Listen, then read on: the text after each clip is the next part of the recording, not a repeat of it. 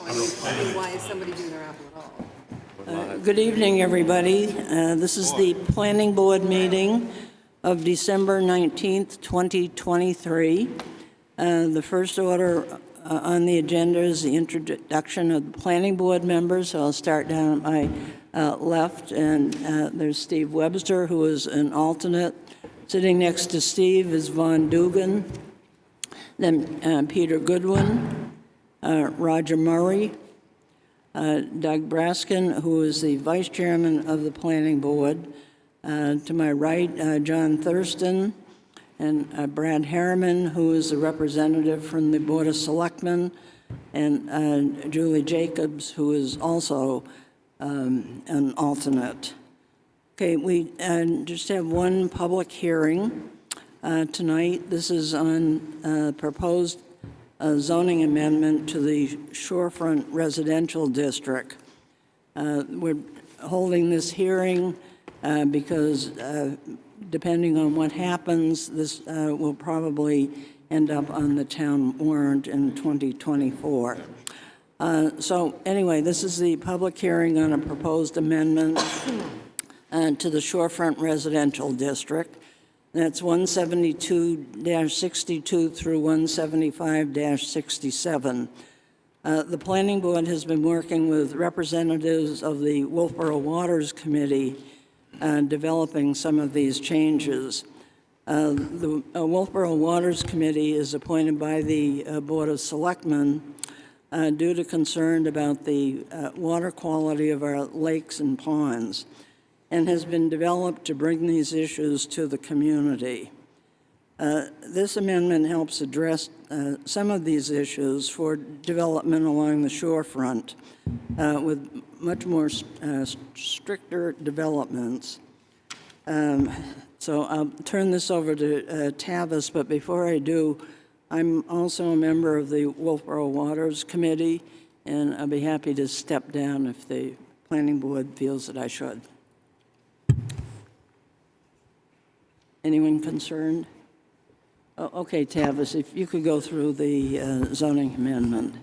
Before he goes to Kathy, I'm also a member on the Wolfeboro Waters there, appointed by the Board of Selectmen there, so same goes for me. If everybody wishes that I not vote on this or sit on this, you know, have the board let me know. And Okay. I don't see any conflict here, and this is really, you're looking at a legislative standard, not a quasi-judicial standard.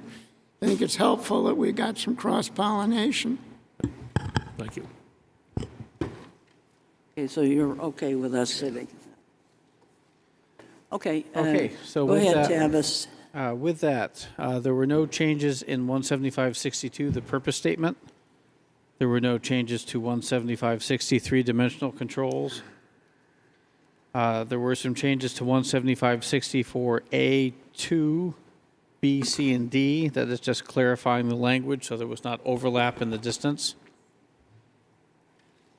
Jake, do you hear me? Because people are saying I'm not here. Okay. The next change is in 17565. Let's not focus on the re-lettering, but it is putting the accessory or the detached accessory dwelling unit per lot. And then in 17565, new D2, modification to the definition of boathouse. The definition change here is simply to match that which is in 175. No changes in 17566. 17567, this is where the bulk of the changes occur. Much of it is renumbering or rephrasing. The first, no development shall increase impervious lot coverage above 30%. For development on a lot with impervious cover above 30%, no increase impervious cover is permitted. That's the proposed language. In B, 17567A1B, looking at those projects that will result in between 15 and 20% impervious surface coverage, at least one stormwater control measure shall be implemented and maintained. That is the change. along with adding, among others, of sufficient capacity to infiltrate the increased stormwater generated by the increase in impervious surface coverage proposed with the project. The difference there is functionally prior, the language said you simply had to have a rain garden. It didn't specify what size of the rain garden or similar. In this case, you have to actually account for the difference of runoff and the infiltration thereof. Similar changes in the next step down for a project resulting in more than 20% impervious surface coverage. You need to do a stormwater management plan prepared by a professional engineer. Must be infiltrated to infiltrate the increased stormwater generated by the increase in impervious surface coverage proposed with the project. And then it brings in additionally, if any grid segment within the waterfront buffer does not meet the minimum required 25-point tree score, each deficient grid segment must be planted with additional vegetation to at least achieve the minimum required score. The new 175-67A1D will read, where a project results in no change or a decrease in impervious surface coverage, it shall not be required to provide a professionally engineered stormwater management plan.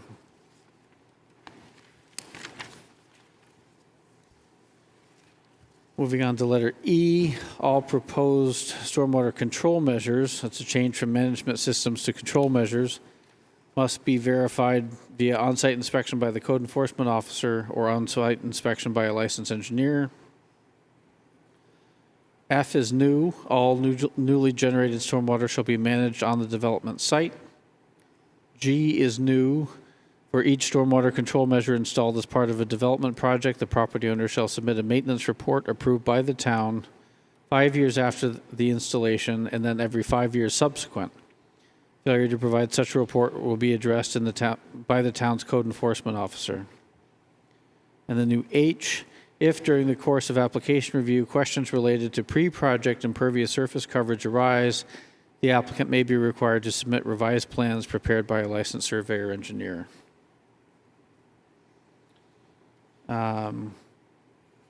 So there are a couple of deletions after that.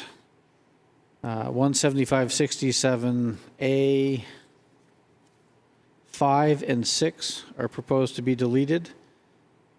Board made those decisions based on their reflection of the statute and no need to repeat the statute in the language. The next change occurs in 175-67B 3D. It basically removes sapling diameters and clarifies the language by saying existing tree diameter shall be measured at 4.5 feet above the ground. New planting shall be measured by caliper at a height consistent with established nursery standards.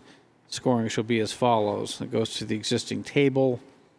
There's also a modification in subparagraph E with regard to shrubs and ground cover.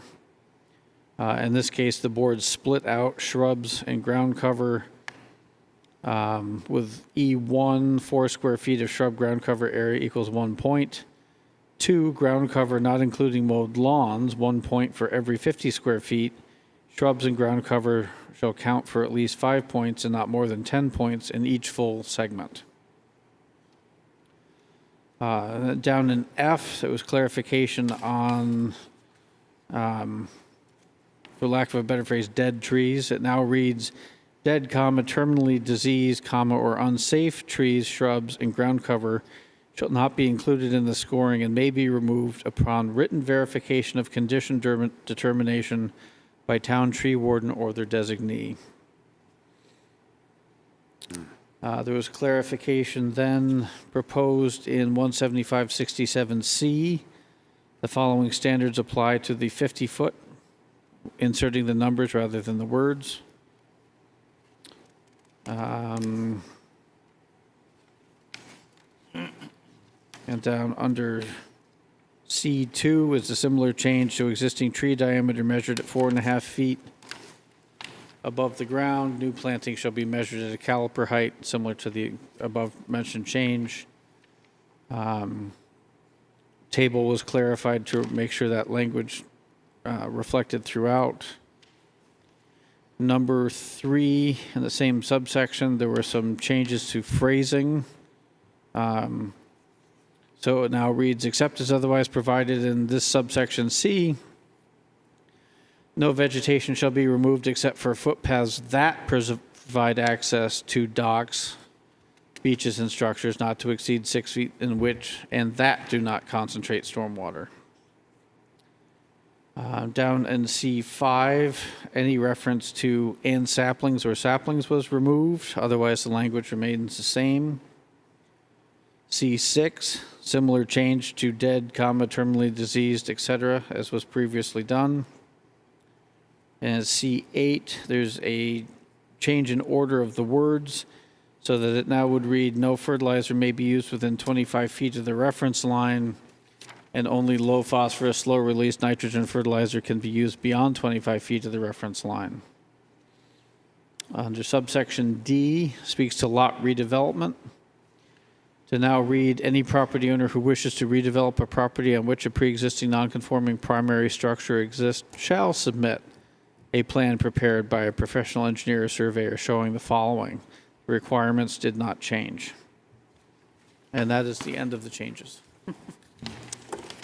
Okay, the planning board has looked at this on several different occasions, so why don't we go ahead and open the public hearing?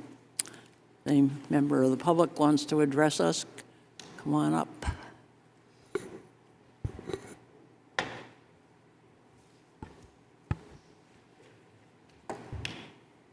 Turn it on.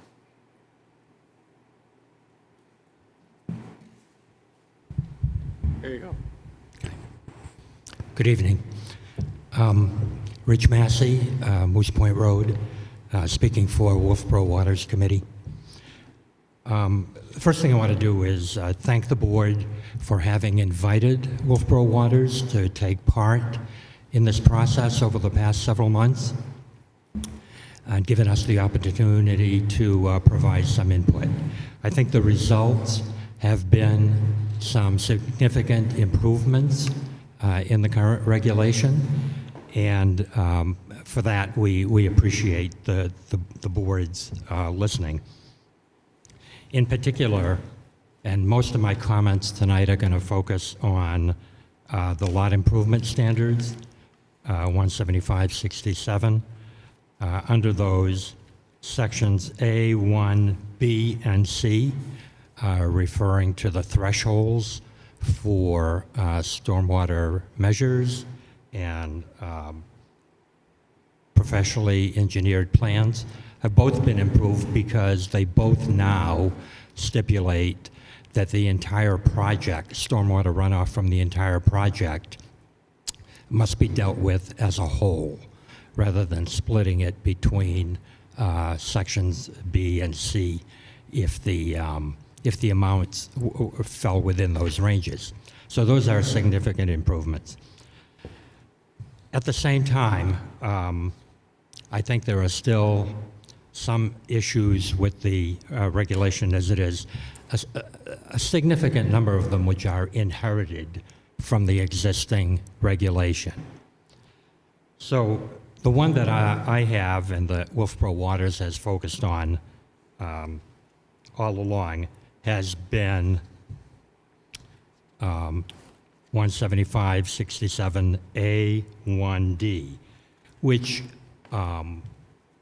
provides an exemption for projects where there is no increase or is a decrease in impervious cover.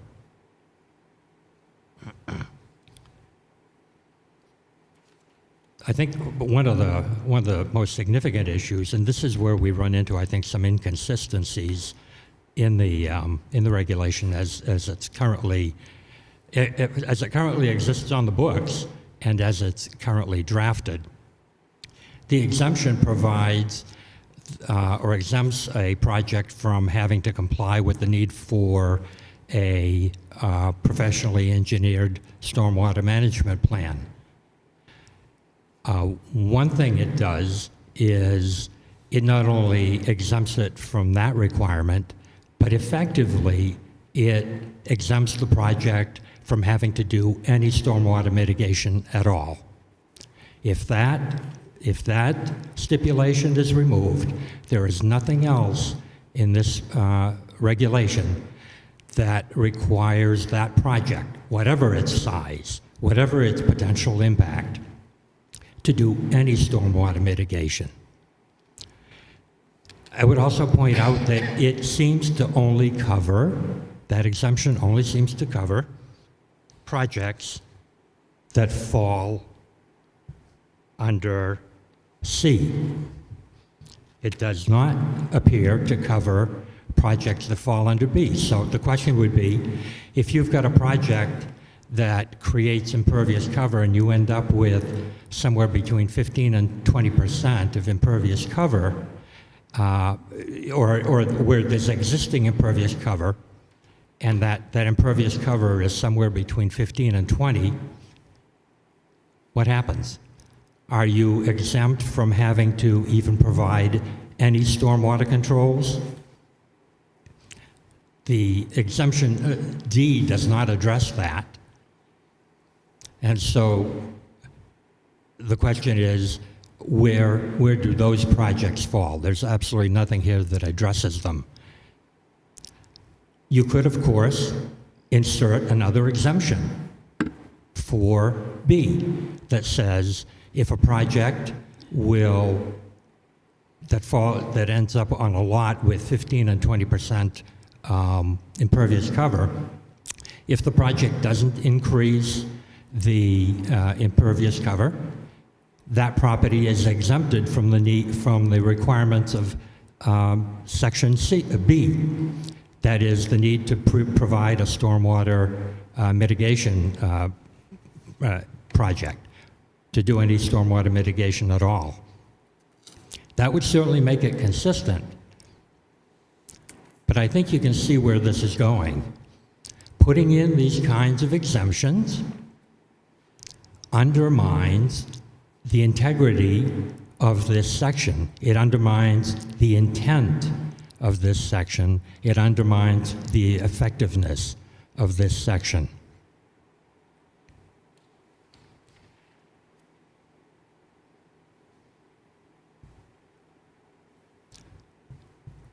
What I want to suggest is, and I've done this before, is that it makes this regulation much more consistent, much more equitable, to simply remove D.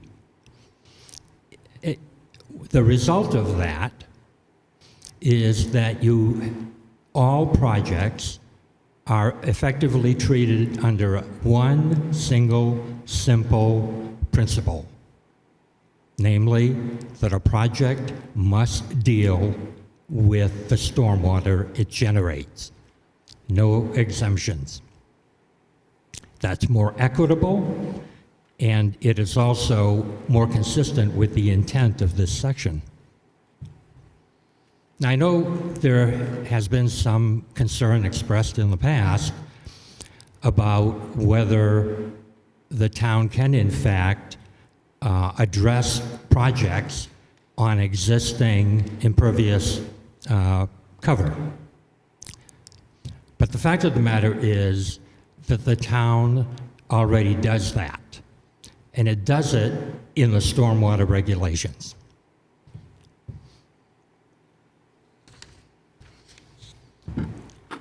Specifically, the stormwater regulations, and you don't need to find them because I'll only address them very quickly, but 173.21, subsection F, is titled Stormwater Management for Redevelopment. And it stipulates that the regulations apply, and it defines redevelopment in part this way.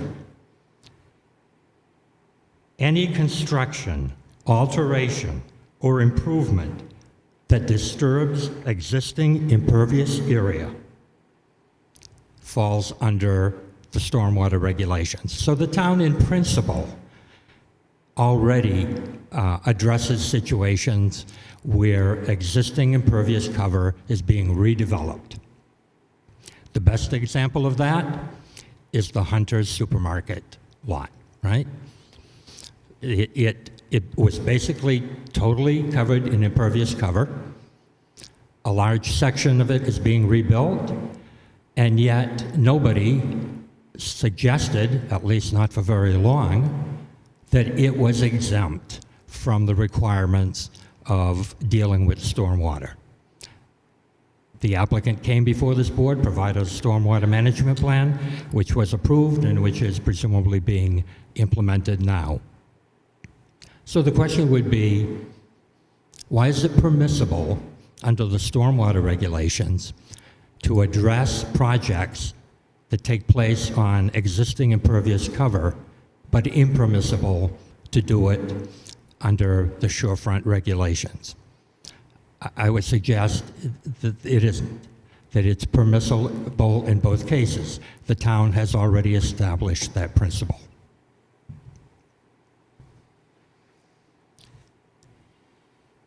So what I would say in summary is that I would urge the board to consider removing Section D, the exemption. It would make the shorefront regulation, this part of it, simpler and more consistent.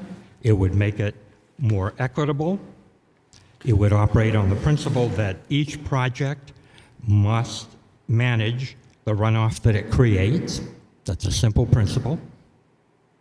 It reaffirms the intent of the regulation in protecting the waters adjacent to the shorefront. That's it. Thank you very much. Oh, okay.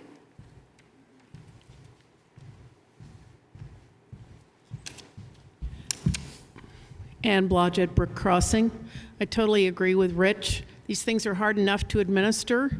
Stormwater yesterday was enough to make all of us realize that if we're not enforcing this stuff, we're in big trouble. And Rich has put in a lot of work. I noticed I had great sympathy for him the other night when you put forth a draft that was not what he had in his hands. And if you're working on a draft, or if you're an originator of a draft and you're not given the latest version, I just think that is unprofessional. Thank you. Okay, thank you. Okay, so Rich has proposed a change, and that would require eliminating B from 175-67, A1B. D. A1D, I believe. D, sorry, D. I realize that Rich has done a lot of work. Every time Rich has come to us to explain it, I think what we've said was, this is an existing, and when people you crowd them to follow and not blow the box out, you're actually doing something just because they want to stay within that existing. And I think there's a slippery slope here of causing and fostering more disturbance on our land areas around our waterfront because we give them more allowances and because they have to go hire people and then they think that they should be able to do everything. So it kind of keeps it intact a little bit. I remember the last meeting, we all went down the line and we said we wanted to keep it the way it was. And so I'd listen to my colleagues if something's changed. I agree with John. We did all agree that this is the way that it was supposed to be. That's why it's in this form this time. Anybody else? Yes, I did not necessarily read A1B quite the way Rich did, but after he explained it, I think he has a good point, and I think D should be deleted because at most it may cause confusion, and you have to either you're in B or you're in C, and I think that's what we really meant. And this was a carryover from the the current ordinance, and which actually had a 1% reduction figure. But I think that if you delete this, then B and C will work the way they're intended.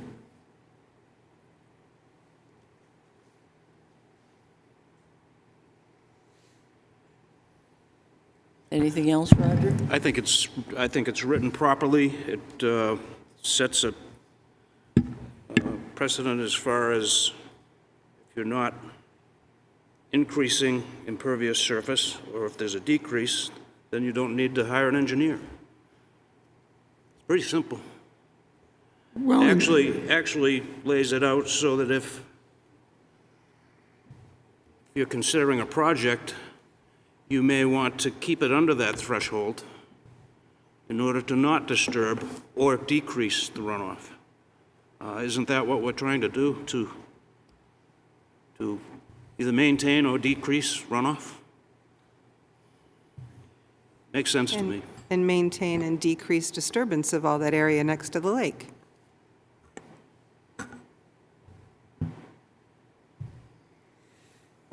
Brad, do you have any thoughts?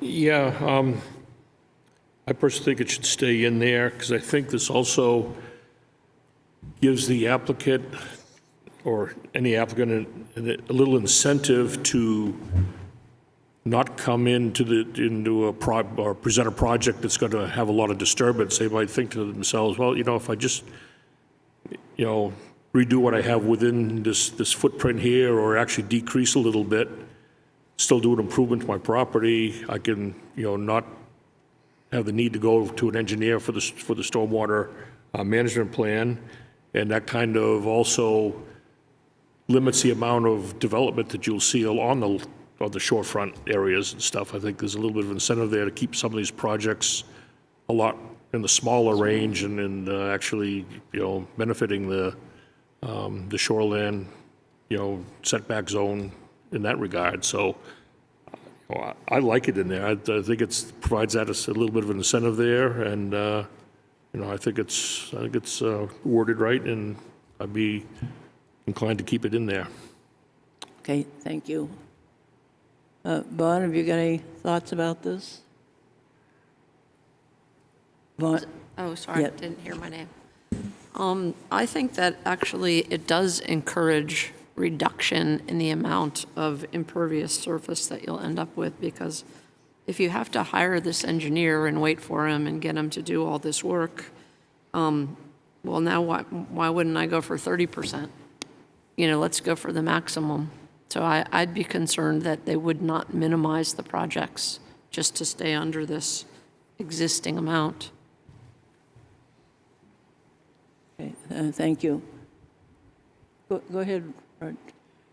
but under B, you don't have to hire a professional engineer. All you have to do is implement a stormwater control measure, and that only is to infiltrate increased stormwater generated by the increase in impervious surface. So if you're not increasing the impervious surface, then you don't have anything to address.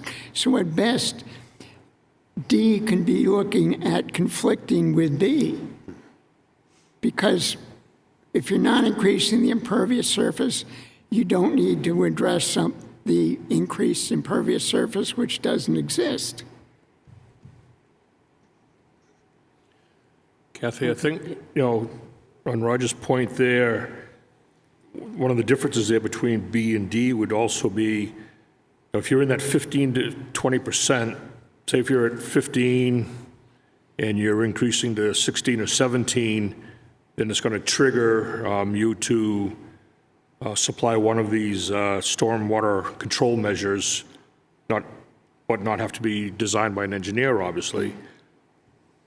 But if you're in that same, say if you're at 17% and you're doing a project there that drops down, stays the same, but drops down to, 16 or 15%, then that would remove you from needing to do anything within that because you're not required to provide a plan at all. And, well, yeah, okay, in my view, it also would trigger that you wouldn't have to supply an infiltration trench or something along that line, because you're reducing, so you're not going to be required to do anything as far as stormwater management goes, is kind of how I read into that, so. Okay. Let's see, Peter? I have the feeling that I agree with Vaughn and that you're trying to make it relatively simple.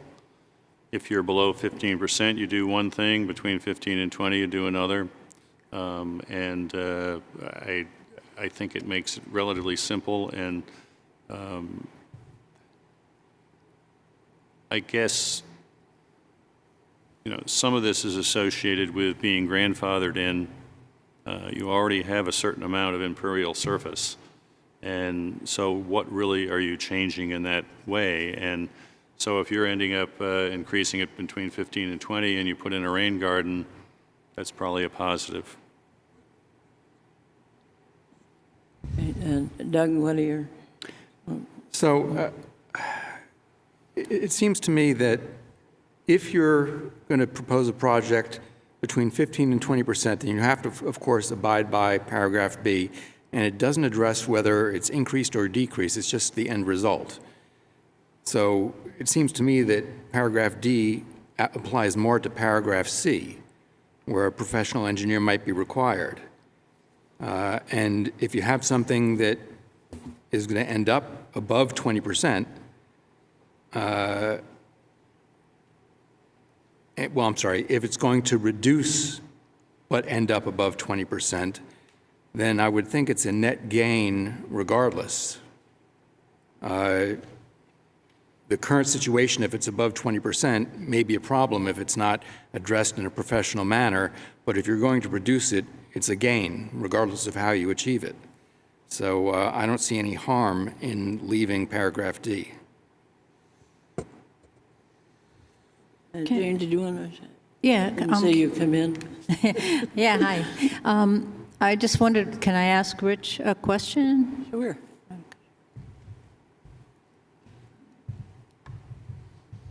I think I see the logic behind taking it out. I think I understand that. But what I'm wondering is, are there a lot of properties on the lake that are sort of grandfathered, that have a lot of impervious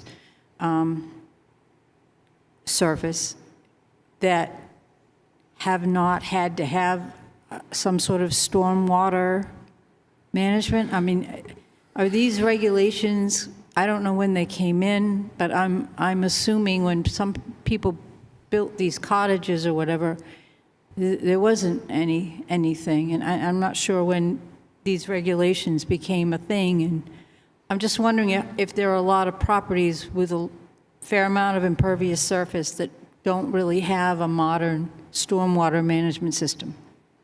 Yeah, I'm not going to pretend to be able to answer that question. I wouldn't know.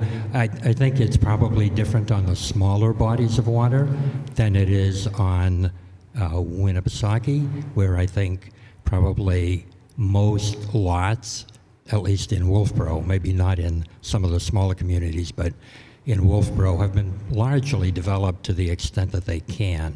So there's probably a lot of impervious cover percentage-wise there. Less so on Wentworth, where you might have a significant number of smaller cottages on small lots. And that's the problem. I mean, the cottages may be small, but the lot is small.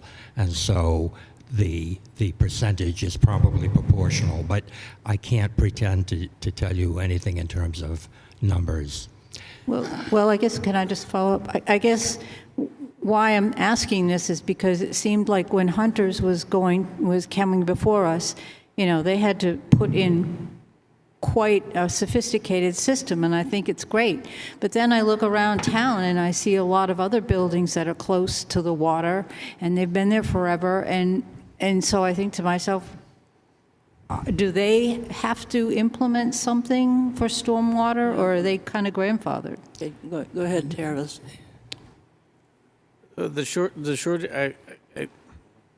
I appreciate the nexus that Rich drew between the stormwater regulations and the shorefront regulations, but the board drew a line several times rather firmly in the sand, is that they did not want the site plan regulations to affect shorefront residential zones.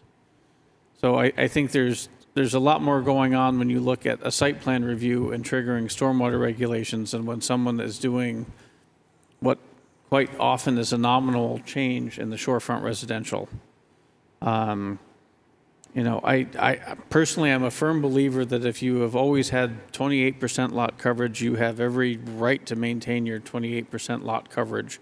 And the form and fashion of how that happens shouldn't impact your ability to have 28% lot coverage. I'm also 100% pro-lakes. I know those sound like an imbalance, but if it's what you have the right to keep doing it. The example that's come before the board quite often is, I have a paved area where I can park 4 cars, and now I put a garage over it. Functionally speaking, the runoff has not changed, but it has, because you can't build a garage today that doesn't have a foundation drain. You can't build a garage that doesn't infiltrate some of its own water anyway. And I think that's where the board was landing on. If you come in at 17 and you're out at 17, the change is really caught more by building practice than it is by shorefront regulations. By the same token, if the board wanted to renotice the hearing and remove D, there are not a lot of fish that get caught by D. There are not a lot of projects that come in decreasing. So by far, the majority of projects are increasing to some degree, and the large majority of projects fall in B and C. Roger and Doug sort of hit the nail on the head. If you're between 15 and 20 and decreasing, no, you don't have to do anything. That's how it's been implemented. The original or existing language says you have to reduce by a minimum of 1%. That's something that was stricken. 1%, depending on your lot size, is a lot, or a large area, or can be a large area. My personal take on it is that this exemption was in from somebody that had a shed and replaced it with a new shed that was the same size. Is it really worth a rain garden for replacing a shed? I understand the flip to that. Somebody has a 1,400 square foot home and they replace it with a 1,400 square foot home, or larger square feet but same impervious area. Let's remember, though, that not everything gets thrown out. When somebody comes in, even if they qualify under D, either existing and proposed, they're still putting in silt fence. They still have to have a stabilized site before it's released from permit oversight. With or without D, you still have all the protections on the open earth and the siltation, et cetera. But a number of people, and I will give Vaughn credit for first expressing it here anyway, a number of projects have said, look, I don't want to trigger something else. I don't want to have an additional, they don't call it an infiltration basin, but they don't want to touch the rest of their site. So if they can keep it a certain size, they would rather not disturb any more of their property. So it is an odd balance. There also is some cost, we would assume, of maintaining those structures that you build to offset. And so therefore, if they don't want to have to deal with that every 5 years, making their report and things like that. And that probably is going to add to people not increasing impervious. I would wager. I think that Rich makes a good historical analysis of the old properties.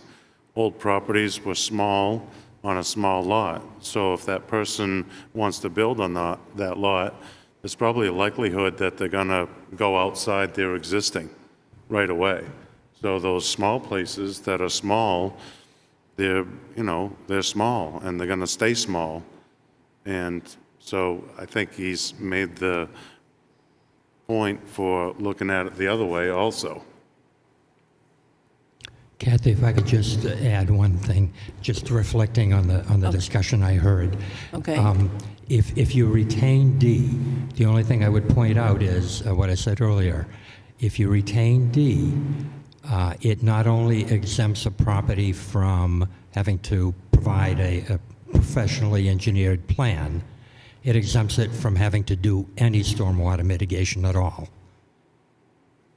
And that's because the provision for a stormwater control measure is found only in B. It applies only to 15 to 20%. So one thing you may want to think about if you want to retain D is at least expand the requirement that any project, whether it requires a professionally engineered plan or not, must have some stormwater control measures. Now, what I heard in the discussion was that if it's a building, that's going to happen just by virtue of how building construction is handled today. But that doesn't cover cases where somebody is laying down pavement over gravel, that kind of thing, expanding a driveway where there is no building involved. And so that requirement doesn't come into play. So I think you may just want to think about expanding the requirement that there be at least some stormwater control measure, even if it's not done by a professional engineer, that there should be some stormwater control for any project. All right, and I just want to address something that Tavis said in passing about if somebody has 28%, they should be allowed to retain 20%. I think we can all read the plain language of this regulation. It doesn't require anyone to reduce anything, right? It doesn't. Okay, thank you. Okay, folks, how would you like to proceed? Maybe we should just vote. Well, if I could ask Rich a question while we still have the public session open. So, Rich, you just said that there should be a stormwater control measure regardless of the amount of increase in impervious surface. And I would think that if there's, pick a number, 2% increase in impervious surface that brings it from 8% to 10%, it's still a very small amount, and I think it might be. I meant only within the provisions here. So from 15% up to whatever. This regulation does not address anything under 15%, and I'm not proposing that it should. Okay, because a moment ago you said any increase. So that's. I'm sorry, yeah. I was unclear about that. Okay, All right. thank you. Sure. And I think the other point there is if you have gravel, it's still impervious, even if you pave over it. Correct. There is no change if you go from gravel to pavement. I have a question. In B, in 3A, shall contain a minimum of 50 points for every 1,250 square feet. And then it ends up having lists of what you get, what your score is. Now you go to C, and in fact, there is a chart which talks about how many points you get. But I don't see anywhere in that C that talks about the number of points that you have to get. Is that a problem, or am I just not seeing something? Can you answer that, Tavis? Start with the point of confusion. B ends up having the number of points you have to get. What numbers are you on? B. 175 what? 170, 75, 70, or 67. Okay. On page 4 at the bottom, it says minimum contain 50 points for every square feet, but there is nothing similar to that in C, which starts on which is on 5 and 6. So there is nothing which says I need so many points. It's always 50 points. Yeah. It's always 50 points. Why is that? Where does it state that? The state has that regulation. If it is a state regulation, then that's fine. Yeah, it's a state regulation. Actually, they shrunk And- down the box from a 50 by 50 to a 25, Okay, so that you and I could squeeze. understand that, but, in one place, our regulation says the number 50, and the other one it doesn't. So it probably is irrelevant and immaterial. Well, no, it should be consistent. Well, no, the 50 is important, but Yeah. it's not needed in our regulation. If it were in here, it would say 25 points for every 25 by 50-foot section, because it used to be 50 by 50. So now it's 25 for 25 by 50. And that's the state reg. Paragraph 5 on page 6 Yes. points out that you cannot cut anything below 25. You have to exceed 25 points to cut anything, basically. Correct. Fine, It I'm said- satisfied. It said the same but different Yeah. for reader ease. I just have one bookkeeping, or you read this, when you read it correctly. It's on page 3 of the most recent version. Or maybe it's, okay, so it's 17567C, A1C. 1C. Yep. You read it for a project resulting in more. It doesn't say that, but I think it should. I think it should say for a project that will That will result. result, yeah. There's a that. left There's no there. that, or there should be an ing, it's either or. Add the that. Okay. Yeah. And I don't think that's, I mean, the board It's not should decide, substantial. but I think that Scrivener's is not substantial warranting in Yeah. here. It's grammar. Yeah. I've got 2 other Scriveners, but do we want to deal with paragraph Okay, D? well, just a second. Can I close the public hearing now? Rich, did you want to say anything else, or Ann? Okay, I'll close the public hearing. Okay, go ahead, Roger.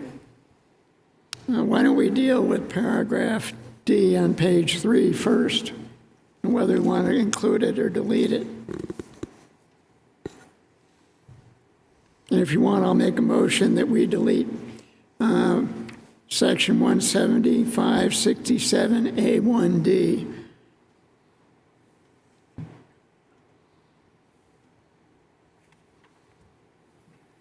What was the motion? Yeah, I'm What? sorry, Roger. Got it. What? It was a motion to strike section 17567A1D.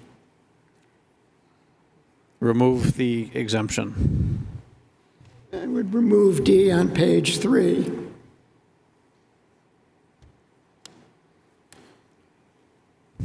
Anyone want to second the motion?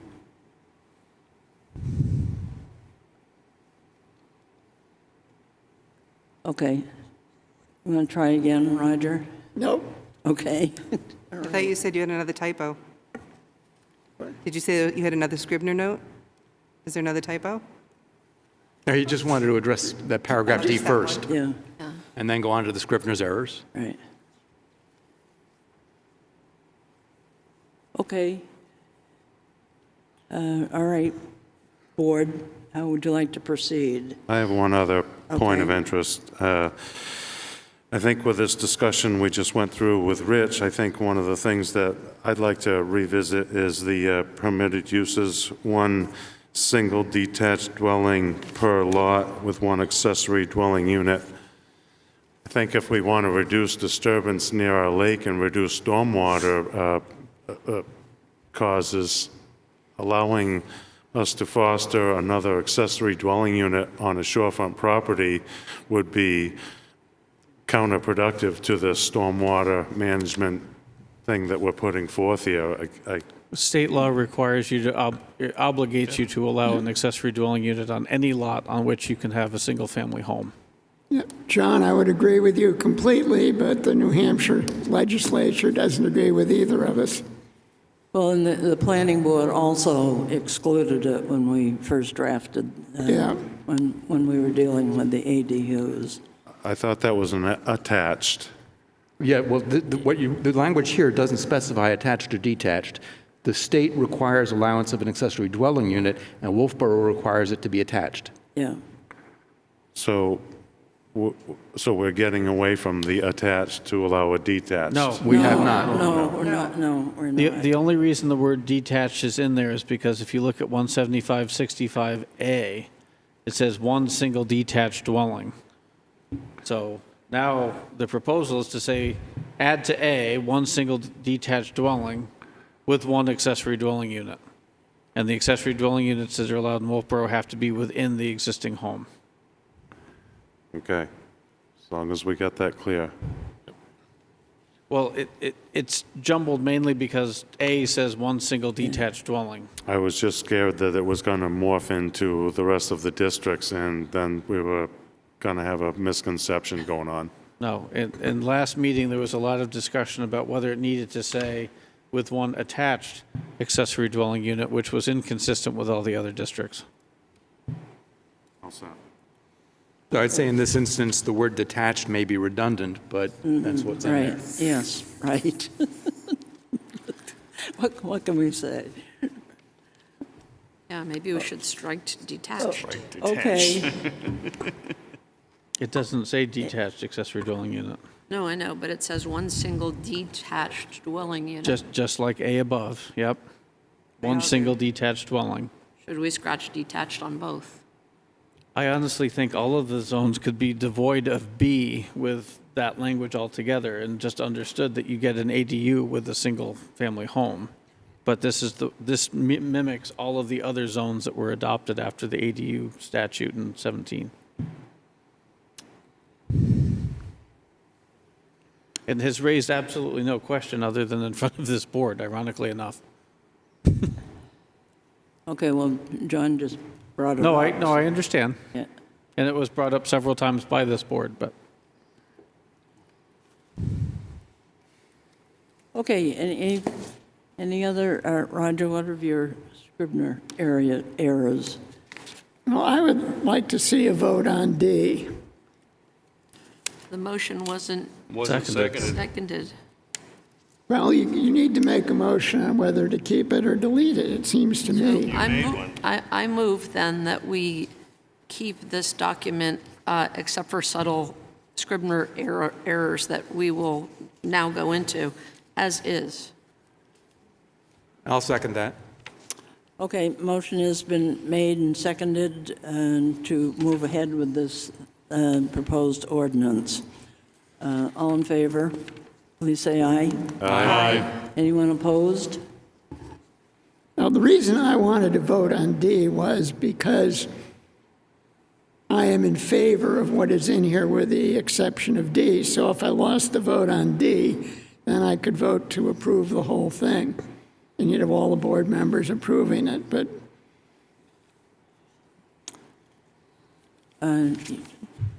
Does that mean you're voting no on the motion? yeah, I'll vote no. Okay. Okay, so all except for one planning board member. 610. Thank you.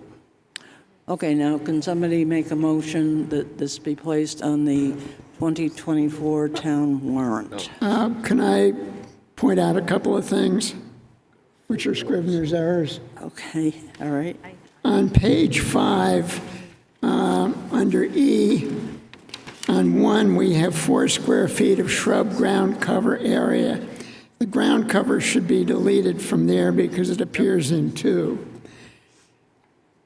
And in F, the word determination should be deleted.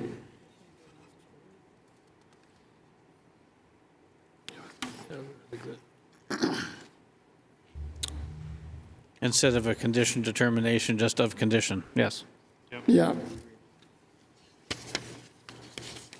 Okay. Delete found there and delete determination. Yeah, okay, all right. Okay, does that require, That's up to the group, I don't think so. I think it's just they're Scrivener's errors. I mean, we made the ground cover change and just didn't delete up above. So I think now you can, okay. So moved. Thank you. so that was a I'll motion second it. to recommend this to the 2024 Yeah, warrant? yes, that's what the motion was, to be placed I'll on the second that. 2024. Okay. Okay, motion has been made and seconded. All in favor, please say aye. Aye. Opposed?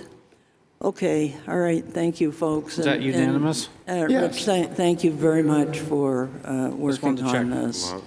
A lot of other good Yeah. stuff in there. There's a lot of other good stuff in there. Right. Okay. On to the next.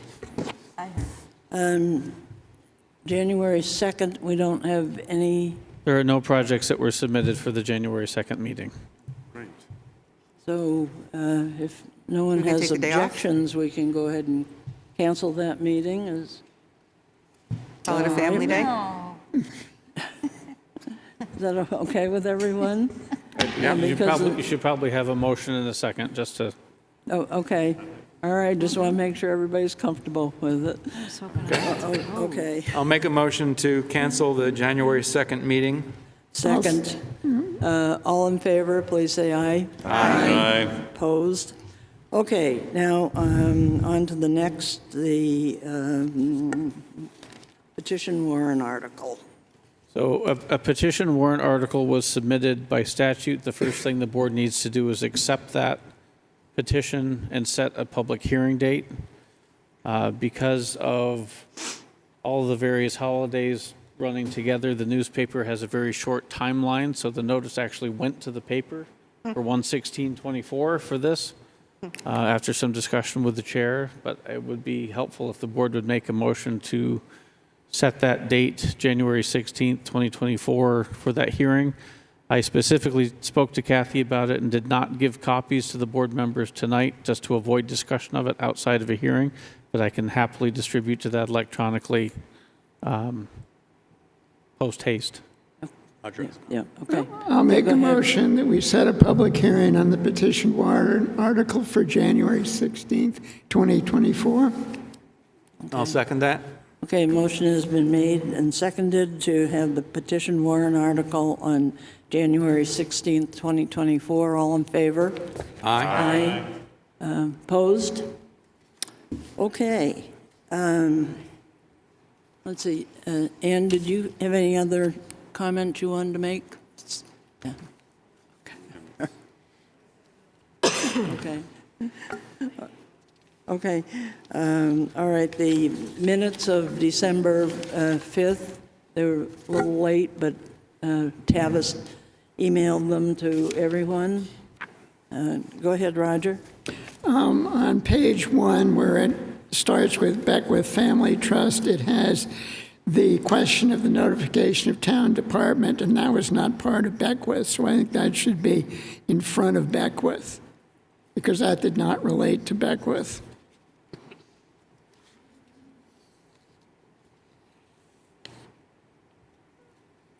Anything else? On page 2, it has Dennis Hart stating that in June 2023, he planted the arborvitae trees, and I don't think he planted anything.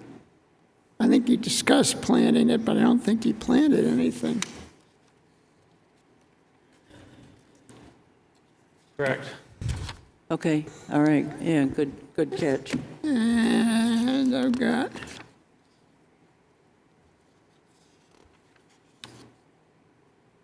On page 12, it says, Tavis Austin stated town attorney recommended site review be completed. And I thought what Tavis said was that the attorney agreed that a special exception was required. Both are the opinion of council. The special exception was required, but recommended the board proceed with site plan with a condition of special exception. Okay. Probably shouldn't have completed on the end, should it?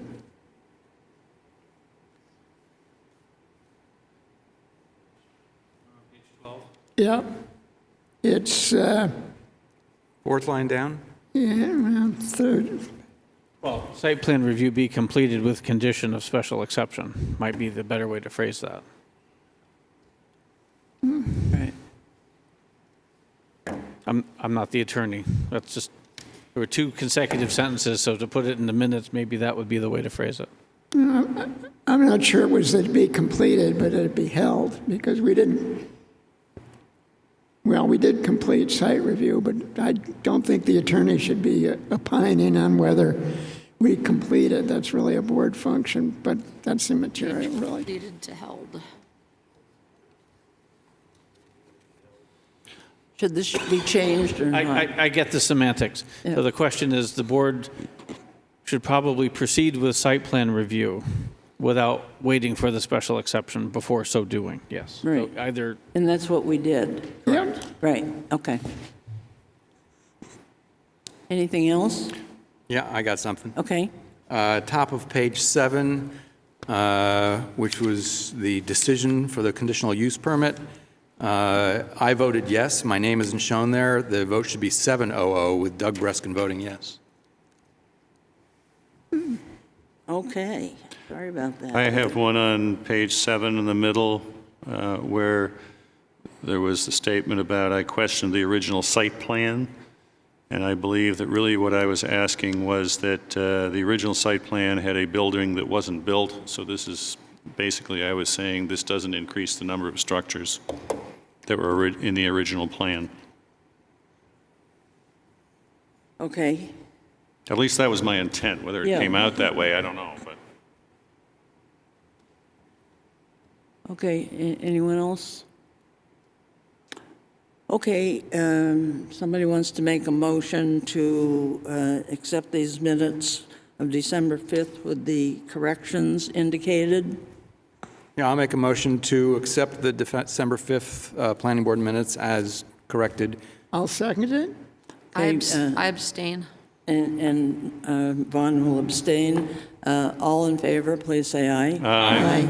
Opposed? Okay, great. Anything else? We have quite a lengthy agenda on January 16th. We'll try to be a little short of 11. Merry Christmas. I have one thing. So at the last meeting, we talked about the Makers Market and moving the trees from the front line to the side line, and I went down there and looked. I think one of the reasons why the trees were put in the front is because Barry's high-tension wires are right underneath the side where they want to propose to put the trees. So I think that But discussion. John, aren't the proposed trees like small ones in buckets? That is what they said? They were going to be in containers? I don't remember hearing that. Oh, I thought that was on the plan.